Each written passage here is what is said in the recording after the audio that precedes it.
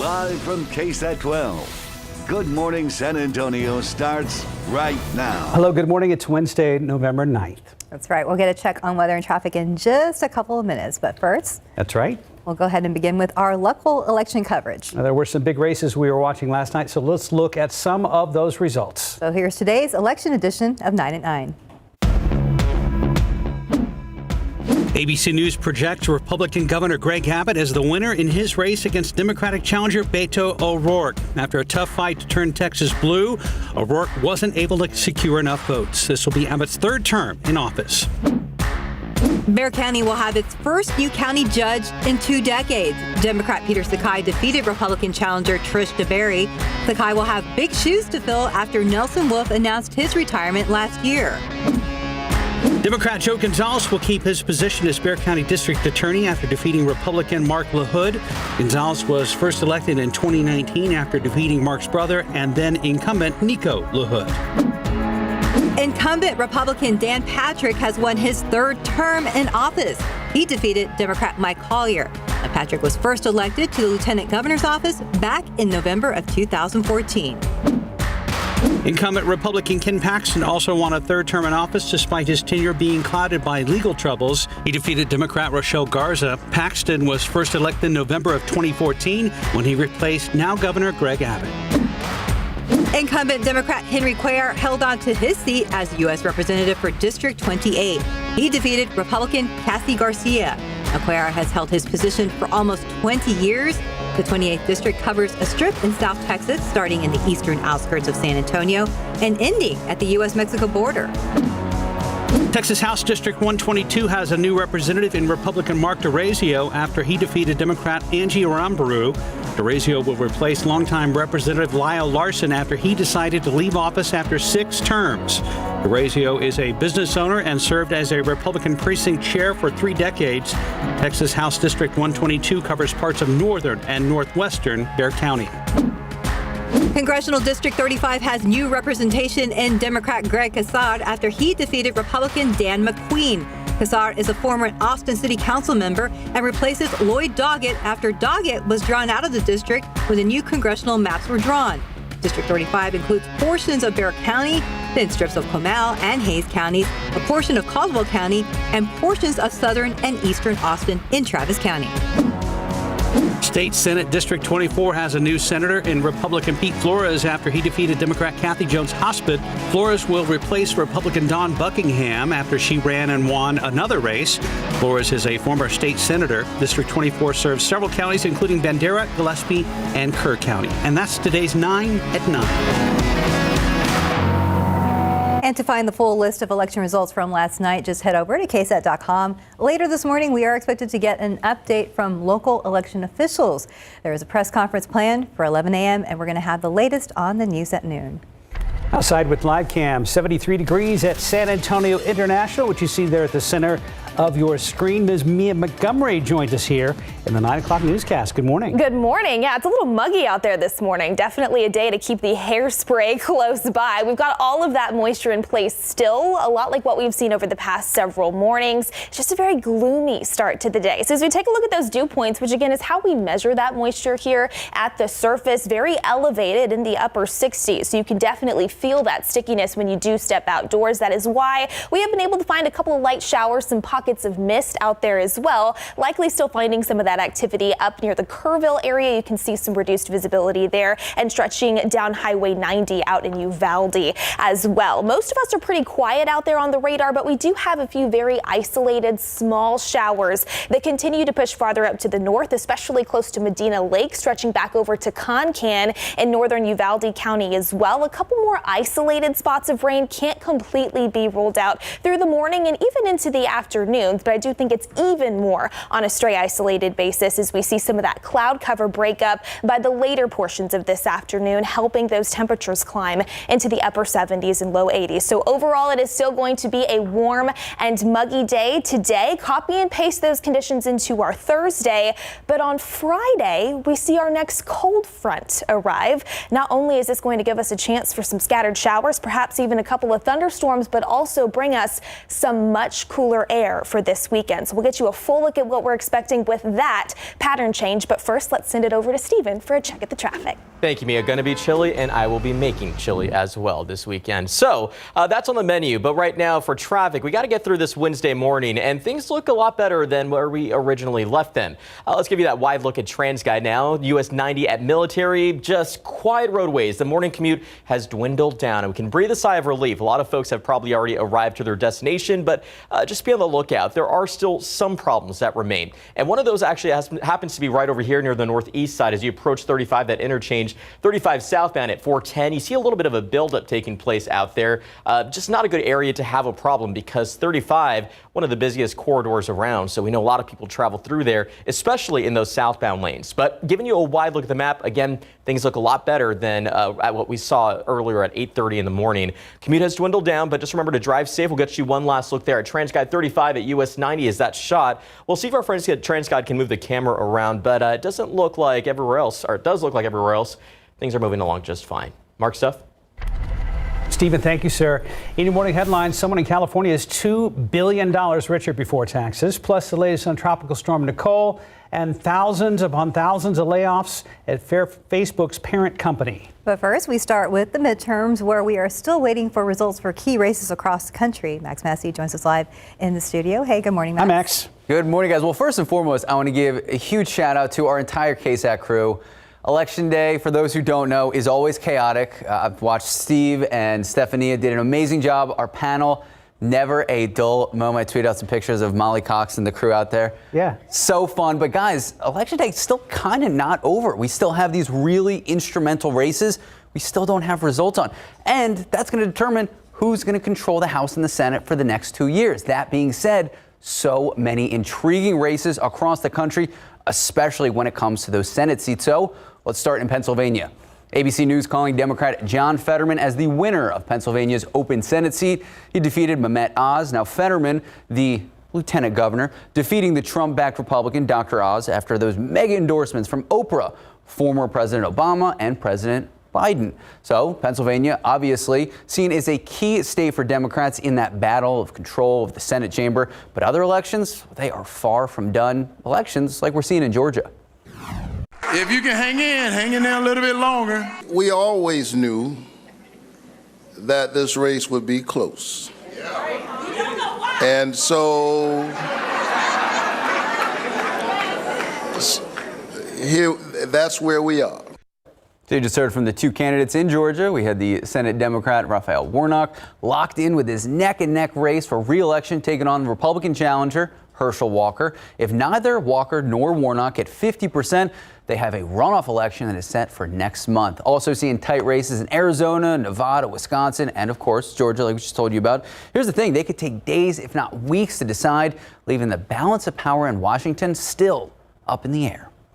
All right, now to Florida, a state of emergency in Florida as Tropical Storm Nicole intensifies, forecasted to be the first hurricane to hit the United States this late in the year in nearly 40 years. So the rare November storm, it's bringing life to a grinding halt in the Sunshine State. People along the East Coast, they are bracing for the storm's impact. Tropical Storm Nicole expected to be a Category 1 hurricane. People still struggling to recover from Hurricane Ian's deadly wrath that happened just 6 weeks ago. These families still having a tough time coping with the new threat that they're seeing. We've lived in this house and in this neighborhood for 30 years, and we've been through quite a few hurricanes here. We've never seen anything like what Ian did. To think about water getting back in our house now, it's like... Terrible situation down there, and obviously all the municipalities, they're taking precautions. Orlando International Airport stopping all commercial operations this afternoon until circumstances permit. Now, several school districts also preparing. They're closed today and tomorrow, with Nicole expected to hit land near Melbourne overnight today into tomorrow morning. All right, so we all know what Meta is. It's Facebook's parent company. But here's the thing. It's another big company planning layoffs. They're planning to get rid of 11,000 of their workers. It's the largest job cut in the company's history. Meta CEO Mark Zuckerberg addressing this issue in a blog post. He apologized for the reduction in employees.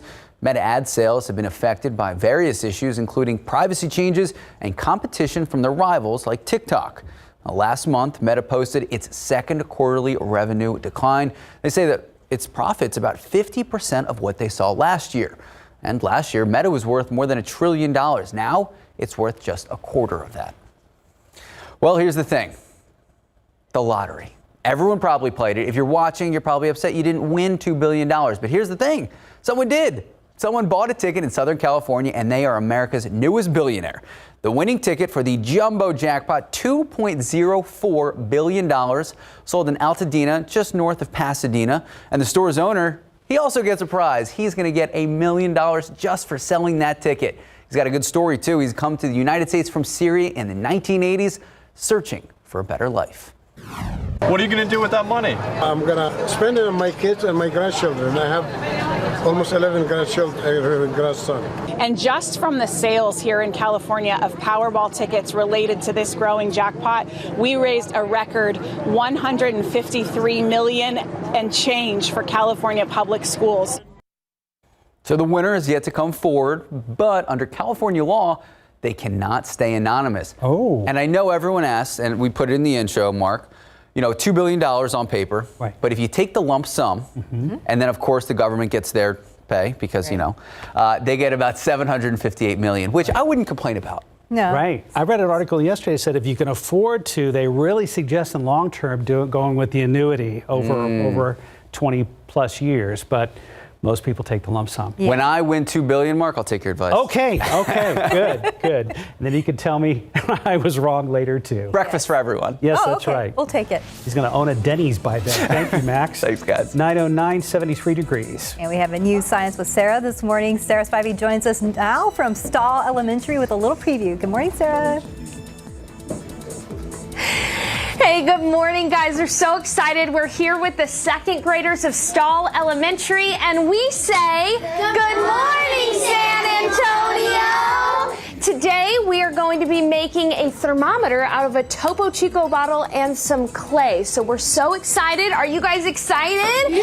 Awesome. Well, we'll have that a little bit later in the show, but for now, what we're going to do is we're going to check in with Tiffany. Tiffany, what have you got for us after the break?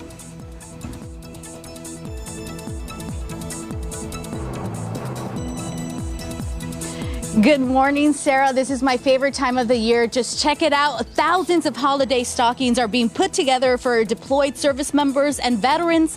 How the whole family can get involved next. Just shy of 9:14. It's that time of year where a local nonprofit is bringing holiday cheer to deployed service members and veterans, one stocking at a time. Tiffany Huertas joins us live with a look at this year's Soldiers Angels Holiday Stockings for Heroes and how the whole family can get involved. Good morning, Tiffany. Good morning, Stephanie and Mark. We're here at Soldiers Angels headquarters. It feels like we were just here yesterday and a whole year has passed by, but this is amazing. The staff and volunteer here are getting to work. Just take a look. They're putting together the stockings. If families want to get involved, they can buy suggested items and stuff them in a stocking and then send them here. But the kids can also add a special touch by adding homemade cards and drawings. And we have Amy Palmer, President and CEO of Soldiers Angels. Good morning, Amy. Talk to us about the excitement that is building up here. Good morning. We're so happy for the holidays to be able to do these stockings again. It seems like can't believe it's been a year since you were here last year for this, but this year we actually increased our goal to 40,000 stockings. We're going to be supporting deployed service members, deployed chaplains who will go out on the field and pass them out, veterans that are hospitalized over the holidays, and this year even Guard and reservists that are activated for border, for political purposes, for all sorts of even COVID-related purposes still. So we will be supporting them this year as well. So that's why we raised the goal. What has the response been like last year? What did you all get? Last year was amazing. I think with people kind of stuck in their homes a little bit, people were looking for ways to do some things and service projects were really up. This year, as we've kind of returned a little bit to normal and costs have gone up on all kinds of things, even candy and snacks has gone up. So our numbers are actually down a little bit this year in terms of what we've received so far or been committed. So we're looking for pledges so we can reach that goal this year. The deadline is very important because we want to get these in time for Christmas. Absolutely. So we send them here first to make sure we can get them overseas so that they get them before the holidays. After that, then we start directing them to the VA hospital. So it's not quite the sense of urgency as it is to get the ones here so we can get them overseas. So we do want them postmarked by December 13th. Can you tell us what can we find inside the stockings? So we have some great things in the stockings. Of course, candy from our Treats for Troops candy buyback program. We also have puzzle books, snacks, hygiene items, all sorts of things, even some little flashlights, playing cards. Every stocking is different, which is the great thing. The sponsor, whoever pledges the stockings, can make them as unique as possible. We even have some great homemade stockings here, as you'll see in some of the packages. Amazing. Well, we're going to have more details on how you can get involved. And of course, none of this is possible without the staff and volunteers this morning. Absolutely. We have hundreds and hundreds of volunteers flowing through here, and we have a huge group actually tomorrow from USA that'll be here packing stockings and sorting candy and things. And so it's going to be a great time, but we have to go through every single stocking and inspect it. So the more volunteers, the better. Awesome. Well, we'll send it back to y'all. Happy holidays. Thank you, Tiffany, and thank you to all the volunteers out there. Go outside with live cam, and right now it almost seems like we could see a little sprinkle or two here or there in this shot. Talk of the town, of course, Mia, is this humdinger of a cold front that's coming our way. An actual real cold front, one that's going to pack a little bit more of a punch when it comes to some much cooler weather just in time for the weekend. But yes, before we can get there, it's a muggy start to the day. It's been like that pretty much this whole week, right? We've had some areas of fog in the mornings, just been very gloomy and overcast to start off each really day as well. And not a whole lot out there on the radar, but we do have a couple of showers out there, generally moving farther up to the north. A few sprinkles there crossing over Highway 87 near Stockdale, reaching up to Lavernia out there in Wilson County. We'll move this farther up to the north and the west, and you can see just a few more very light returns out there on the radar. Near Bandera, a little shower up there in Kendall County, just north of Bernie, that approaching the Comfort area, and then a few more showers moving northward along Highway 83 there in northern Uvalde County near Concan as well. So not a ton out there. We likely do have some pockets of mist. Other than that, it's just very, very sticky stepping out there this morning. 73 degrees is the temperature over at San Antonio International, a dew point of 68, so you can definitely feel that humidity out there as well. And that moisture is why we have the cloud cover in place, as well as we take a look down from space at the satellite imagery here. You can see the vast majority of our region dealing with the cloudy conditions this morning as well. This might be a little overdone, but your future cast throughout the remainder of this Wednesday morning and even heading into Wednesday afternoon, we do have the potential to find just a few more isolated showers, generally moving in from the south and pushing farther up to the north. But I do think it's going to be pretty isolated out there throughout the remainder of the day. Let's talk temperatures. 68 in Kerrville this hour, 73 in New Braunfels, 72 in Gonzales, it's 73 over in Carrizo Springs as well. Here in Bexar County, 73 in Converse, 74 at Stinson. On the south side of Bexar County, 75 over in Castroville. After we start to see some of this cloud cover break up into the afternoon hours, that's going to help our temperatures warm a little bit more, upper 70s, low 80s in store this afternoon. And then if you're stepping out for any evening plans, we'll see those temperatures slowly make their way through the 70s later this evening. We've got a forecast high around 82 officially here in San Antonio, 80 up in Bernie this afternoon, 83 in Sabinal, and 82 up in Utopia. Tomorrow we are going to copy and paste these conditions. It is going to be another warm and muggy day, but that's ahead of those big changes that move in with our next cold front on Friday. You can see as we take a look across the western portions of the lower 48, this dip in the jet stream, an area of low pressure that is going to drag that front into our region just ahead of the weekend.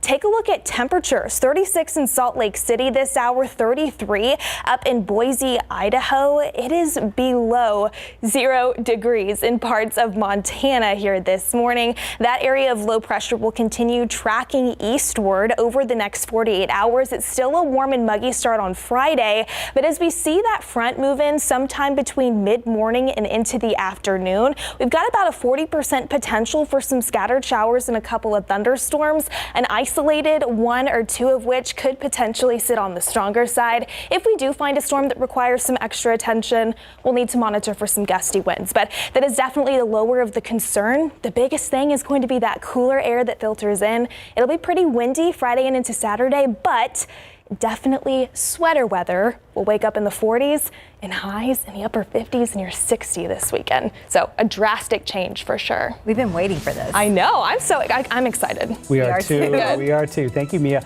921, 73 degrees. And today is an exciting day for the Floresville High School Marching Band. They are competing in the state UIL marching competition. Why this is such a special accomplishment and a preview of their performance in the next half hour of GMSA at 9. And Science with Sarah is coming up after the break. She's ready with some of the kiddos out at Stall Elementary. 924, usually Adam Caskey is the one making thermometers around here, but today it is our very own Sarah Spivey. That's right. Sarah and David Sears are out at Stall Elementary for Science with Sarah, and they are going to be making Topo Chico thermometers with the second grade class there. Hey, good morning, guys. Hey, good morning. Yeah, Topo Chico thermometers, but really, honestly, it can be any kind of glass bottle, like glass Coca-Cola bottle or anything like that. David, got your glasses on? We're ready to go. We're going to teach the folks at home how to do this awesome science experiment. Here's what you're going to need. Yeah, you made a little bit of mess earlier, too. Okay.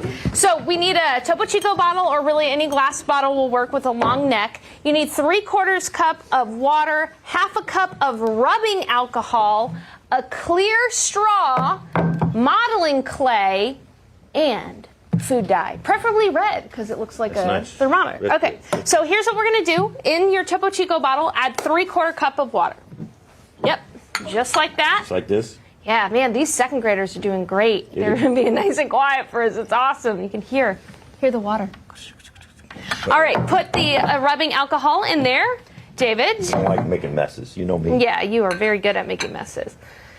Rubbing alcohol going in next. Yep, and how much of rubbing alcohol? that was a 1/2 cup of rubbing alcohol. Okay, 1/2 cup of rubbing alcohol. Okay, now what we're going to do is we're going to put some food dye in there, make it nice and red. It smells like I'm in a nurse's office. It does smell like a nurse's office. We're going to shake it up like that, so that way we can get it all mixed up good. Then this is the tricky spot. Thank you. The tricky part. You're going to want to anchor the straw inside so that it is a little bit submerged in the water, not all the way down, and so that there's a little bit of space at the top as well. With the modeling clay, you want to create a very tight seal with the modeling clay. Put it in around the straw. Great. I don't want to seal. I mean, I want to seal it. You do want to seal it leaking. Yes. So then I want to stick it in there. Uh-huh. And then I'm going to push it around the bottle. Right. Make sure it totally seals down. I'm going to help you out, too, by pushing this into there. So what we're going to do when we come back...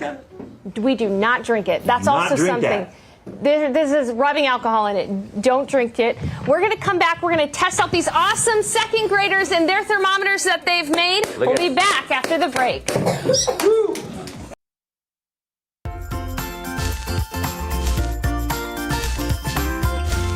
All right, guys, good morning with Science with Sarah. Today we're at Stall Elementary with second graders. We've been making thermometers out of Topo Chico bottles, and we're going to test them with some hot water here. So why don't we put your thermometer, what's your name? Samantha. Samantha, let's put yours in here. And what's your name? This is your thermometer too. John? Okay, let's test it. We're going to put some hot water here. Oop, the school bell's going off. Let's see. Okay, looks like your seal needs to be a little tighter at the top. You can see it's already starting to rise when we put a little bit tighter of a seal on there. Look, the level's getting higher. Good job, guys. Let's try this one out. What's your name? Sam. Sam? Lily. Lily. Okay, let's try. Here we go. Okay, Lily, what's going to happen when we pour the water in there? It's going to go up. It's going to go up?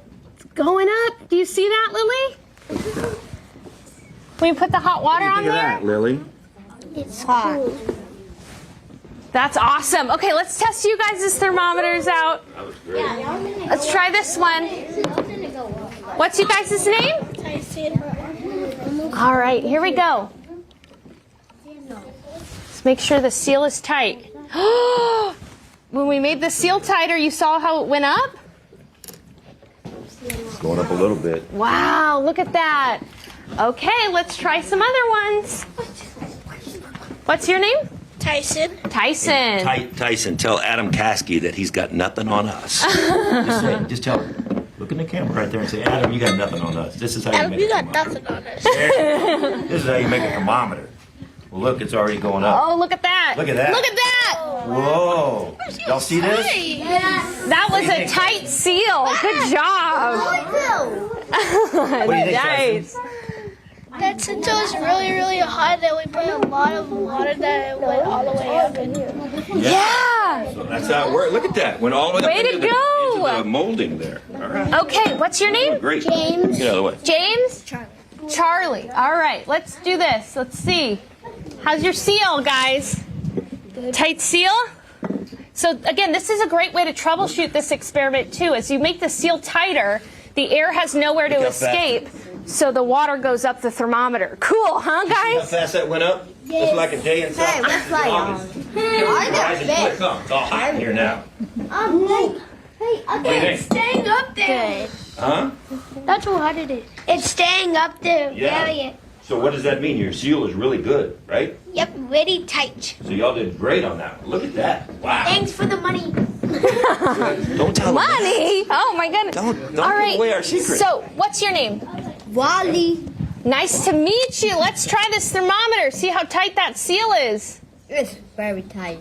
Oh, you know, I think oh, look, you're right. There it goes. Wow. Let's try to make it even tighter. All right. Good job. Nice. Way to go. All right, who's next? Me. Oh, all right. What's your name? Davila? Okay. All right, let's check out that seal. So again, this is a great way for you to troubleshoot this experiment. Something that you can do too is you can leave your thermometer outside in the sun and will actually warm up, which is really cool too. Wait, I'm gonna do that. Yeah, you could do that later on. All right, let's try a couple more.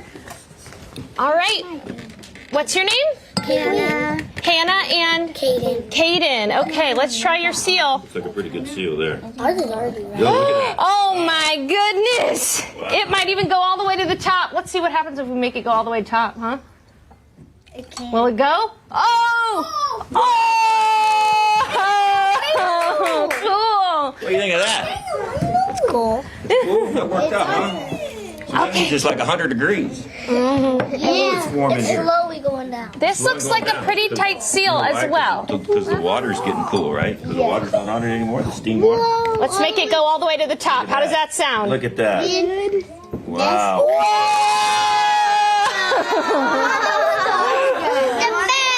Way to go, guys. Thank you so much, second graders. Why don't you say thank you for watching? Thanks for watching. And if you want to see more Science with Sarah experiments, they're available on KSAT.com. Reporting from Stahl Elementary, Sarah Spivey and my assistant, David. It worked. It worked. Thank you, guys. Great job out there. Yeah, very good job. We like it. Very visual. Adam Caskey's going, hey, what about me? I know. He's gonna get a note about this. Adam, you still got game, buddy. All right, looks like we have a shower in the vicinity of the airport, but I could be wrong. Also see a little bit of everything. Blue skies. There you go. Mia. Starting to see some of those clouds break up just a little bit. I think we'll find more of that even more so as we head into the afternoon. But yes, we still do have some pockets of light rain and some mist pushing across the area as well. Let's quickly take a look at our pollen count for this Wednesday. A little bit better than where we were yesterday. We just have molds out there today. Still in the moderate category, but not as high as what we found for our Tuesday. It is plenty warm and muggy out there early this morning. Upper 60s across the hill country for places like Bandera, stretching over to Comfort. Low to mid 70s now here in Bexar County. And as Mark mentioned, yes, we do have just some very isolated pockets of light rain, a few showers that continue to push northward through Bandera County, stretching over to Uvalde, even Medina County, and some additional showers there south of San Antonio. All of that moving north. It will be pretty isolated out there as we head into this afternoon, but of course something we will still continue to monitor. Copy and paste those conditions as we head into our Thursday. I think some areas of fog, very gloomy conditions once again. The theme tomorrow morning, muggy from start to finish and above average in terms of those temperatures. We've still got that front that is slated to move in on Friday. A scattered chance for some rain and thunderstorms accompany that before a gusty north wind takes over. That will also send in much cooler air, some drastic changes changes as we head into the upcoming weekend. So we'll get you a full look at what to expect with that again, plus a look at Tropical Storm Nicole that is inching its way closer to the southeastern coastline coming up in just a bit, guys. Thank you, Mia. One other top race we were watching closely last night was over in Uvalde, the race for County Commissioner Precinct 2. The race did not pan out the way the families of the Robb Elementary victims wanted to. Incumbent Mario Vargas walked away with the victory with a large margin. Javier Cáceres, whose daughter died in the school shooting, came in third. Several of the families of the Robb victims came together for a watch party. Despite things not going the way they wanted to, they said they're going to keep fighting for their kids and hope that Vargas keeps them in mind during his new term. Whatever help they need from me and my family, I will help as much as I can. I just want them to do the right thing. Uvalde has been stagnant for a long time. Win or lose, I hope this person does the best for our community. Just to remember our babies. They mean a lot to a lot of people, and we want them to be remembered and to continue to honor them the right way. The families say they were all happy to be together, watching as one big family. If you missed any of KSAT's election coverage, we can catch you up right now on KSAT.com. We had crews covering several key races all across the metro area. We were over also in El Paso and in Uvalde, as you just saw with our Lee Waldman. It's all right there on our homepage in our Vote 2022 section under the News tab. Time now, 9:38 and 74 degrees for now. You're watching GMSA at 9. Coming up after the break, a look at Floresville High School's big accomplishment of making it a state UIL marching band competition. And we're back at 9:42. The city of Floresville coming together to support their high school marching band. That's right. Congrats. Today they compete in the state UIL marching competition along with several other high schools in South Texas. And it's extra special for the Mighty Tiger Band because it's been decades since they made it to state. How cool is that? SA Live's Jen Tobias Strusky went to get a sneak peek at their performance.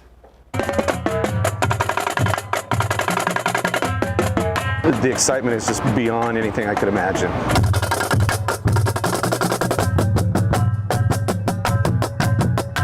It's been nearly 40 years since the Floresville Marching Band has made it to state. This week, they're headed there and they're putting the final touches on their big performance.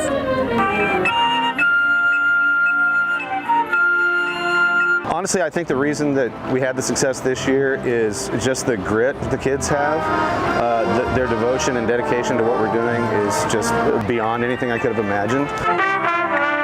The entire Floresville community is buzzing about the Mighty Tiger Band, and you're going to hear them roar this week at the 4A 2022 State Marching Band Competition. It has been 38 years since the band has gone to the state marching contest. This is my 18th year at the high school. There's a qualification period, sort of a playoff. You have to get a superior rating at the region contest. Then you go to the area contest where there's a rank system. There were 32 bands at that contest, and we placed third overall. They take 6 that qualify to the state marching contest, and so that's where we are. Carolina Estrada is the drum major, a senior here at Floresville High School. She tells me band has helped her on so many levels. Coming in my freshman year and seeing all the upperclassmen and seeing everything that they're involved definitely influenced me and showed me how I want to be as a student, and I'm going to continue to do that when I go to college. We all work hard. It takes a team, like parents, the band directors. It takes a village to make this happen, and knowing state, it's insane. I'm glad that I could say my senior year at Floresville, we got to state. While the Mighty Tiger Band has been working towards this for decades, this year seems extra special for junior Gabriella Gilliam. Still unable to march because of some lingering health effects due to COVID-19, she's still able to compete this year, starting off the show with a solo. Mr. Cathy told me that I was just so happy and so thankful for him that I was going to be a part of the show still without marching, and that I get to do this. There's signs all over town. I went to the paper yesterday and there was a big good luck MTB sign in the window. Everything has just been amazing. I'd like to give so much credit to the team that we have, the band directors that we have. Everybody wants the same thing, which is we want our kids to be good people and be successful. I am unbelievably proud of everybody. We're just ready. I'm excited. Jen Tobias Strusky, KSAT 12 News. Several area high schools have been competing since last week. And today's UL competition is underway right now at the Alamo Dome, and it continues into the evening. So good luck to all the bands participating. And you got to see them up close and personal. I did. They had a really cool community pep rally at Eschenberg Stadium in Floresville last night. And when I tell you guys, the whole town was there. I mean, the whole town was there. Mr. Cathy, he's the band director. I think he said it so well. Yes, it's the band that's going to state, but because Floresville, you know, we're such a tight-knit community, it kind of feels like we're all going to state because everybody just loves the band. They've always been so cool. I remember in high school just watching them, so mesmerizing. So it's very well deserved. Yes. And yes, we'll all be rooting for them, absolutely. Well, stepping out today, it's muggy. We know that. It's been copy and paste conditions over the past several mornings. And really, we're still going to hold on to those conditions today and into tomorrow before we see that next cold front move in and really change up things in terms of our weather as we head into the upcoming weekend. But first, let's get you just another check at the radar for, because of all of that moisture in place, we still do have some very isolated pockets of light rain pushing across portions of south central Texas. A couple of showers in northern Karnes County. That is stretching up into southern Wilson County as well, generally just to the east of Highway 181. A few more showers there south of Kennedy. We have just a few isolated pockets of light rain again moving through Bexar County. All of that activity continues to push farther up to the north. Some additional showers near Bernie, as well as Comfort up in Kendall County. A few more showers just to the north of Bandera. That now moving into southeastern Kerr County, and just a few more isolated pockets of some light rain there. Still moving close to the Concan area in northern Uvalde County. But the reason why is just because of all of that Gulf moisture that is still in place. Very, very humid conditions across the region. Those dew points still in the 60s, even a few low 70s the farther south you go and stretching down the I-37 corridor. That is why it is still cloudy out there. We are starting to see a few breaks in the clouds, and I do think that will be a trend that we continue to see as we head into this Wednesday afternoon. A few more peaks of sunshine, especially by late afternoon. Those temperatures will then warm into the upper 70s and low 80s here across south central Texas, and it is possible that we see a few wind gusts out of the southeast, generally upwards of 20 miles per hour before the day is done. All right, switching gears, now talking about the tropics, because yes, it is still hurricane season officially. That runs through the end of this month. This is the latest information that we actually just got in at the top of the hour from the National Hurricane Center regarding Tropical Storm Nicole. This is inching closer to the Bahamas. Winds sustained at about 70 miles per hour. So fun fact, a Category 1 hurricane is actually 74 miles per hour sustained winds. So it is nearing that classification. 85 mile per hour wind gusts. It is moving to the west. That is going to be the trend here throughout the remainder of the day today. Forecasters are saying that it likely is going to strengthen into a Category 1 hurricane before making landfall along the east coast of Florida later tonight through the overnight hours before it then takes more of a northward turn and brings some rain and potentially some gusty winds to portions of Georgia, and then stretching up into the Carolinas later this week and just ahead of the weekend. In the Sunshine State, there's a mixture of tropical storm warnings, hurricane warnings, and even tropical storm watches in place as they brace for that landfall. Again, Hurricane Ian, that was on the southwestern side of Florida. This is more on the eastern side. So, of course, we will continue to keep eyes on Nicole throughout the remainder of the week. For our friends and family out that way, that's what's happening on the east coast. But over on the west coast, there's that area of low pressure that is actually going to bring a cold front into our neck of the woods on Friday. And it really is going to impact our temperatures as well as give us a scattered chance for some rain and thunderstorms on Friday. That also will kick up a pretty gusty north wind Friday and into Saturday. So plan for those Friday evening plans to sit on the breezy side and potentially chilly side as we see temperatures fall throughout the day. And then this weekend, definitely going to need that jacket because we're starting off in the 40s. And then those temperatures only reached about 60 in the afternoon. How nice. And high school football Friday will be very interesting. Yes, it will. Hopefully we can get those storms to clear out of here before then, but plan on it being pretty windy. And also take the jacket just in case. Yes, ma'am. Good idea. Thanks, Mia. You bet. Let's take a look at some morning sports. Third round of the UIL High School Volleyball Playoffs wrapped up last night. Lavernia clinched a berth in this weekend's Class 4A regional tournament. They swept Davenport. Some hard-fought matches. Bears rallied from a late deficit to win a tightly contested second set, 30-28, then held off a late surge to defeat the Wolves in the third set, 27-25. All three sets were decided by just 2 points. Meanwhile, Harlan, the last remaining area team alive in the Class 6A ranks, the Hawks defeated Warren 3-1 to punch their ticket to the regional tournament for the third straight season. You can catch full highlights from their match on the BGC page at KSAT.com. Our San Antonio Spurs taking on the Memphis Grizzlies tonight at the AT&T Center. Spurs hoping to break their losing streak. Tip-off is set for 7 o'clock. And we'll have some highlights for you coming up on the Night Beat at 10. Go Spurs go. Time Go now, Spurs go. 9:51 and 74 degrees right now. When we come back, a preview of the Country Music Awards happening tonight. The 56th Annual Country Music Awards in prime time tonight, right here on KSAT 12. The show brings together some of the biggest names and brightest new stars in country music. Luke Bryan returning to host for the second year in a row, and his co-host is football legend Peyton Manning. This year's nominees packed with a variety of longtime favorites and country newcomers.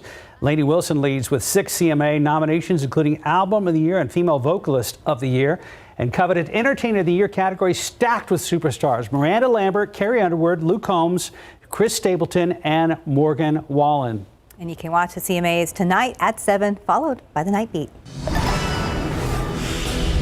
Voter turnout was not what was expected in Bexar County. Despite a strong push to register people to vote, turnout was disappointing. About 43% of registered voters participated in this election, and that number was 49% back in 2018. So there were a few technical issues reported by election officials, and at one point, a brief power outage gave poll workers some concerns. The next step is to break down the data and count the last of the mail-in ballots. The vote becomes official in about 10 days to 2 weeks. We're expecting to get an update from election officials at 11 a.m. We'll have the latest coming up on KSAT 12 News at noon. Mia.